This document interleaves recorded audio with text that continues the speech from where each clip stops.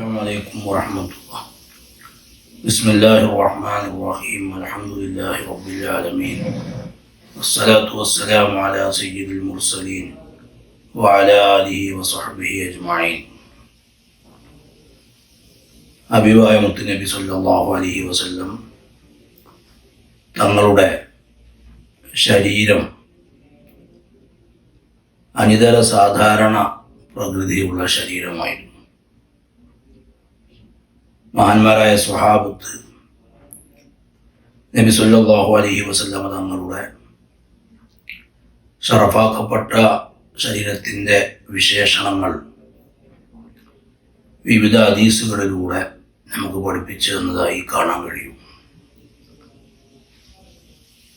മുത്തുനബി തങ്ങളുടെ ഖാദിമായ, വർഷങ്ങളോളം നിബിതങ്ങൾക്ക് സേവനം ചെയ്ത, നിബിതങ്ങളേറെ ഇഷ്ടപ്പെട്ടിരുന്ന സ്വഹാബിയാണ് സയ്യിദുനാ അനസ് ബിൻ മാലിക് റളിയല്ലാഹു അൻഹു.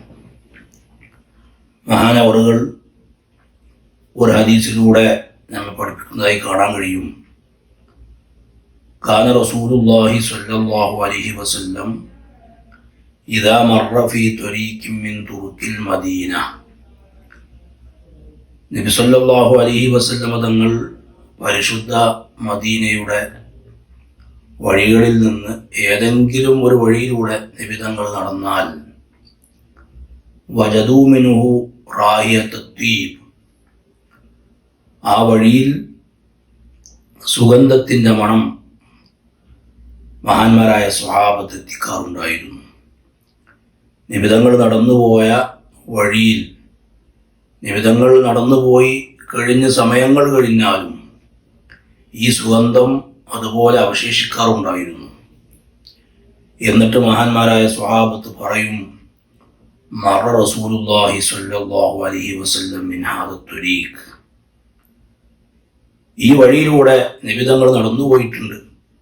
അപ്പം നിബിതങ്ങൾ ഒരു വഴിയിലൂടെ നടന്നുപോയത് പലപ്പോഴും സ്വഹാബത്ത് മനസ്സിലാക്കാറുള്ളത് ആ വഴിയിൽ അവശേഷിക്കുന്ന അവിടുത്തെ ശരീരത്തിൻ്റെ സുഗന്ധം മൂലമായിരുന്നു എന്നാണ് അനസ് ബിൻ മാലിക് റളിയല്ലാഹു അൻഹു പറയുന്നത്.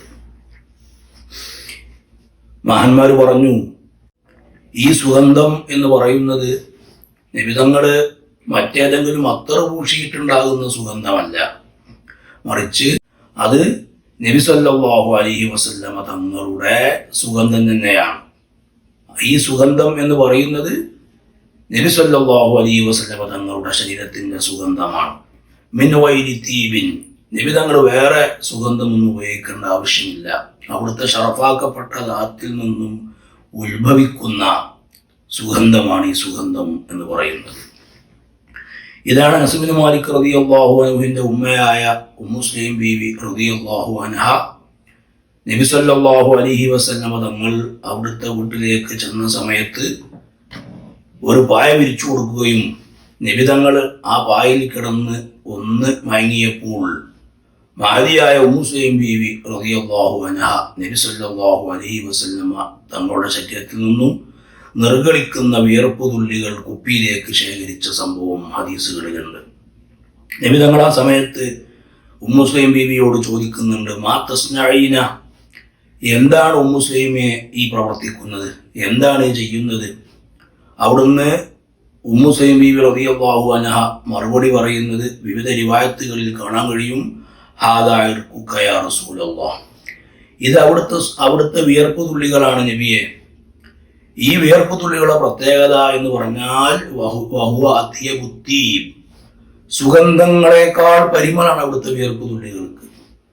ഞങ്ങൾ കടകളിൽ നിന്ന് വാങ്ങിക്കുന്ന വില കൂടിയ അത്തറുകൾ, ആ അത്തറുകൾ കൂടുതൽ സുഗന്ധമുള്ളതാവുന്നതിന് വേണ്ടി അവിടുത്തെ വിയർപ്പ് തുള്ളികൾ ചേർത്ത് കൊടുക്കാറുണ്ട്. നജഅലുഹു ഫീ തീബിന, ഈ അവിടുത്തെ ഷറഫാക്കപ്പെട്ട വിയർപ്പ് തുള്ളികളെ ഞങ്ങൾ കടകളിൽ നിന്നും കാശ് കൊടുത്ത് വാങ്ങുന്ന അത്തറുകളിൽ ചേർത്ത് കൊടുക്കാറുണ്ട്.